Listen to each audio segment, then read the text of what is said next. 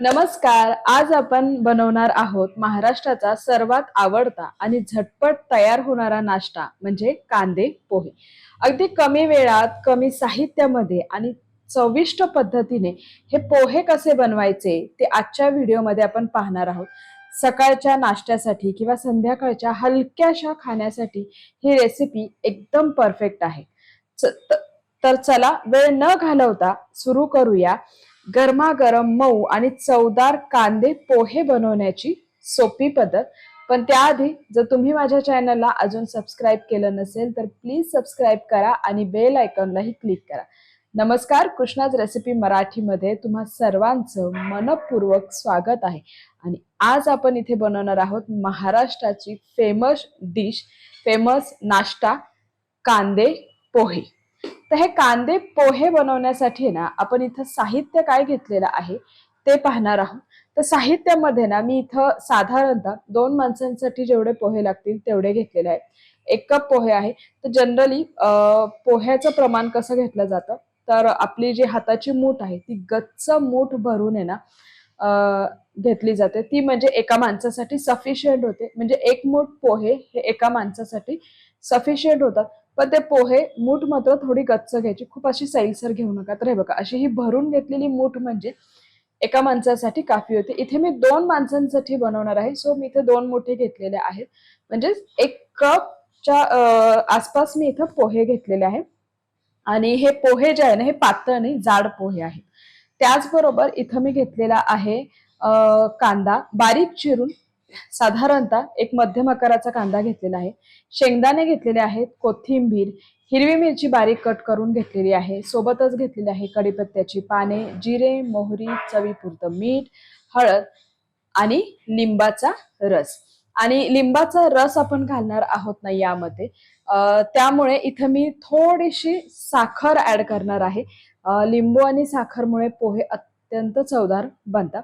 So इथं चिमूटभर साखर घेतलेली आहे. साहित्याचे प्रमाण मी डिस्क्रिप्शन बॉक्समध्ये दिलेले आहे.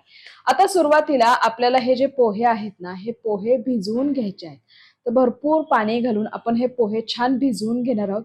खूप जास्त पोहे चोळायचे नाहीत, हलक्या हाताने फक्त ते स्वच्छ धुवून घ्यायचं आहे. त्यातलं सगळं पाणी आपल्याला बाजूला काढायचं आहे. तुम्ही काय केलेलं आहे की या स्ट्रेनर मध्ये हे पोहे असे ठेवलेले आहेत आणि यातलं सगळं पाणी आपण निथळून घेणार आहोत, सगळं बाजूला काढून घेणार आहोत. येस, खूप जास्त पोहे भिजवायचे नाहीत. साधारणतः 5 ते 10 मिनिट आधी आपल्याला हे पोहे भिजवायचे आहेत. आता इथे पोहे भिजलेले आहेत. आपण काय करणार आहोत, हे पोहे बनवायला घ्यायचे आहेत. त्यासाठी कढई मी इथं गरम करायला ठेवलेली होती. कढई चांगली गरम झाल्यानंतर यामध्ये मी तेल ऍड केलेलं आहे आणि मीडियम फ्लेमवर तेल चांगलं गरम करून घ्यायचं आहे. तेल चांगलं गरम केल्यानंतर सुरुवातीला आपण हे जे शेंगदाणे आहोत ना हे आधी छान तळून घेणार आहोत. शेंगदाणे छान खरपूस असे तळून घ्यायचे आहेत. जेवढे शेंगदाणे छान तळले जातील ना तेवढे ते पोह्यामध्ये खायला खूप सुंदर लागतात. तर इथे बघा, इथे शेंगदाणे छान खरपूस असे तळले गेलेले आहेत. ते मी आता सगळे बाजूला काढून घेणार आहे. आणि गॅसची फ्लेम आहे ना या स्टेजला मी अगदी मंद ठेवलेली आहे. त्यानंतर यामध्ये मी ऍड करणार आहे मोहरी आणि जिरे. तर सुरुवातीला मोहरी ऍड करायची आहे. मोहरी छान तडतडली गेली पाहिजे. मोहरी छान तडतडल्यानंतर आपण यामध्ये जिरं ऍड करणार आहोत. कधीही कोणताही तडका बनवताना किंवा कोणताही पदार्थ बनवताना ना आधी मोहरी ऍड करत जा आणि नंतर जिरं, म्हणजे जिरं छान फुललं जातं, ते जळत नाही. आता जिरी मोहरी ऍड केल्यानंतर ते छान तडतडल्यानंतर यामध्ये मी ऍड केलेल्या आहे हिरव्या मिरच्या. 5 ते 6 हिरव्या मिरच्या मी ऍड केलेल्या आहेत. बारीक कट केलेल्या आहेत ह्या मिरच्या. आणि ह्या मिरच्या छान तळून घ्यायच्या आहेत. त्यानंतर यामध्ये कढीपत्त्याची पाने ऍड केलेली आहेत आणि ही पाने सुद्धा आहे ना छान याच्यात तळून घ्यायचे आहेत. छान ह्या फोडणीचा खमंग वास आला पाहिजे, म्हणजे पोहे अजून सुंदर बनतात. आता हे सगळं छान तळल्यानंतर यामध्ये ऍड केलेला आहे कांदा. आणि कांदा आहे ना आपल्याला खूप लालसर असा तळून नाही घ्यायचा. कांदा हलकासा ट्रान्सपरंट झाला पाहिजे इतपतच आपल्याला हा कांदा छान परतून घ्यायचा आहे. गॅसची फ्लेम मीडियम टू लो ठेवायची आहे. आता इथे बघा, इथे हे पोहे जे आहेत ना हे भिजवल्यानंतर यातलं पाणी सगळं निथळलं गेलं आहे. आता यामध्ये मी थोडीशी हळद ऍड करणार आहे आणि चवीपुरतं मीठ ऍड करून हे सगळं छान मिक्स करून घेणार आहे. यामुळे काय होतं की पोह्याला आहे ना एक सुरेख पिवळा रंग येतो. सो त्यासाठी हळद अशी थोडीशी वरून आपण कच्ची पण ऍड करणार आहोत. आणि हे बघा हलक्या हाताने हे सगळं छान मिक्स करून घ्यायचं आहे. येस, तर बघा इथे मी हे सगळं छान मिक्स करून घेतलेलं आहे. आता आपण आहे ना यामध्ये हे तळलेले शेंगदाणे सुद्धा ऍड करणार आहोत. आणि इकडे बघा साईड बाय साईड कांदाही छान परतला गेलेला आहे, छान तो ट्रान्सफरंट झालेला आहे. आता या स्टेजला आहे ना याच्यात आपण थोडीशी हळद घालणार आहोत. तर आपण पोह्यात पण हळद घातली होती, त्यामुळे इथेही थोडी हळद घालणार आहोत. आणि हळद आहे ना एक 2-3 मिनिटं छान परतून घ्यायची आहे, त्याचा कच्चा वास निघून गेला पाहिजे.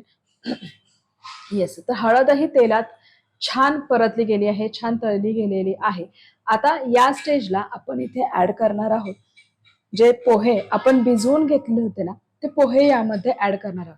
तर कांदे पोहे करताना आहे ना नेहमी जाड पोह्याचा वापर करा, पातळ पोह्याचा वापर करू नका, नाही तर पोहे अजिबात छान होणार नाही. तुम्हाला जर मऊसूत मोकळे सुटसुटीत पोहे हवे असतील ना, तर जाड पोहे जे पॅकिंगचे असतात ना तेच यूज करा. आणि हे बघा इथे हे पोहे ऍड केल्यानंतर ना सगळं छान मी मिक्स करून घेतलेलं आहे. आणि आता यामध्ये आपण ऍड करणार आहोत लिंबाचा रस. तर टोटली ऑप्शनल आहे, मी असा लिंबाचा रस आणि साखर ऍड करते, यामुळे पोह्याला एक सुंदर चव येते. तुम्हाला जर साखर आवडत नसेल तर नाही ऍड केलं तरीही चालतं, किंवा लिंबू तुम्ही नंतर सेपरेट घेतलं तरीही चालतं. आणि सगळ्यात शेवटी इथं मी कोथिंबीर ऍड करणार आहे. आणि कोथिंबीर ऍड केल्यानंतर आहे ना एखाद मिनिटभर आहे ना आपल्याला हे पोहे असे छान परतून घ्यायचे आहेत. मस्त गरमागरम असे हे कांदे पोहे जे आहेत ना ते खाण्यासाठी रेडी झालेले आहेत, अगदी झटपट बनतात. आणि आता हे पोहे छान मऊसूत राहिले पाहिजे, म्हणजे बराच वेळ जरी झालं ना तरी पोहे मऊसूत राहावे यासाठी मी काय केलेलं आहे की 1 चमचा साजूक तूप ऍड केलेलं आहे. यामुळे काय होतं की पोह्याची चव अजून छान वाढते आणि पोहे दिवसभर जरी राहिले ना तरी छान मऊसूत राहतात. येस, मस्त असे कांदे पोहे रेडी झालेले आहे. हे आता आपण सर्व करून घेऊया. अजून एक, जेव्हा कांदे पोहे रेडी होतात की नाही तेव्हा हे कांदे पोहे लगेच एका दुसऱ्या भांड्यामध्ये काढून ठेवा, म्हणजे ते छान मऊसूत राहतील. तर इथे बघा इथे मस्तपैकी आपले कांदे पोहे रेडी झालेले आहेत. छान गरमागरम मऊसूत आणि स्वादिष्ट असे कांदे पोहे रेडी आहेत. आता हे कांदे पोहे अजून चविष्ट लागण्यासाठी ना मी वरून ओल्या नारळाचा चव याच्यावर भुरभुरणार आहे, मस्त लागतो. आणि त्याचबरोबर काही जणांना बारीक शेवही खायला आवडते, सो इथे मी बारीक शेव सुद्धा ऍड केलेली आहे. तुम्हाला यापैकी जे काही आवडतं ना ते वरून ऍड करा आणि मस्तपैकी ना ह्या कांद्या पोह्याचा आस्वाद घ्या. तर आजची माझी ही रेसिपी कशी वाटली ही मला कमेंट बॉक्समध्ये कळवायला अजिबात विसरू नका. आणि माझ्या चॅनल अजून सबस्क्राईब केलं असेल तर प्लीज सबस्क्राईब करा, लाईक करा, शेअर करा. आणि अशाच आहे ना वेगवेगळ्या आणि छान रेसिपीसाठी आपण परत भेटणार आहोत. तोपर्यंत खात राहा, आनंदी राहा आणि सेफ राहा. धन्यवाद.